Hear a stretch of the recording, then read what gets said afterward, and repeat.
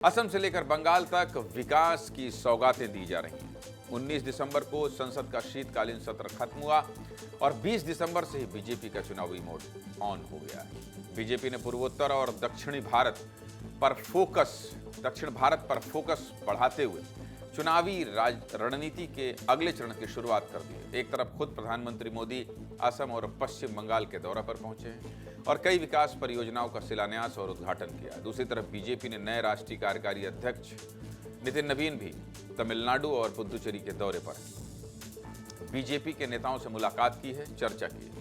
दक्षिण के बीजेपी कार्यकर्ताओं ने नितिन नवीन का जोरदार स्वागत किया है। साल 2026 के अप्रैल मई में बंगाल, असम, तमिलनाडु और पुदुचेरी में चुनाव होने हैं, तो इन तस्वीरों के क्या मायने हैं आप समझ गए होंगे। सबसे पहले बात प्रधानमंत्री के दौरे की कर लेते हैं। प्रधानमंत्री मोदी शनिवार को बंगाल और असम के दौरे पर थे। बंगाल में प्रधानमंत्री को नादिया में रैली को संबोधित करना था।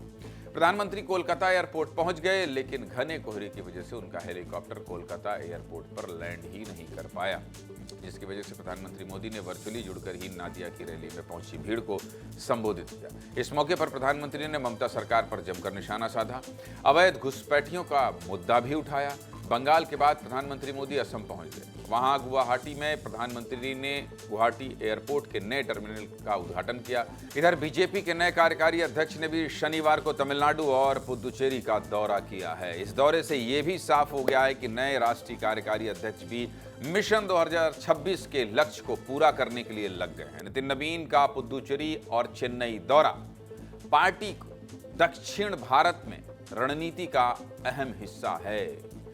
दक्षिण भारत रणनीति का अहम हिस्सा है। बतौर कार्यकारी अध्यक्ष ये उनका पहला दौरा है और ऐसे में संगठनात्मक समीक्षा, कैडर से संवाद और चुनावी तैयारियों का आकलन उनकी प्राथमिकता रही है। चेन्नई और पुदुचेरी पहुंचने पर नितिन नवीन का भव्य स्वागत किया गया। सीधे मुद्दे की बात यह है कि संसद सत्र के खत्म होने के साथ ही बीजेपी ने यह संदेश दे दिया है कि पार्टी अब चुनावों को अलग अलग राज्यों की लड़ाई नहीं बल्कि राष्ट्रीय विस्तार की व्यापक रणनीति के रूप में देख रही है।